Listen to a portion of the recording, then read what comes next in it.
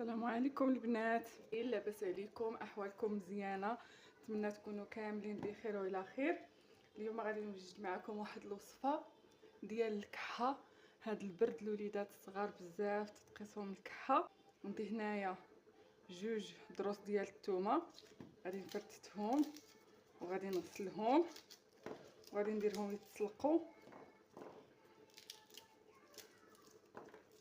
هاد الوصفه زوينه بزاف.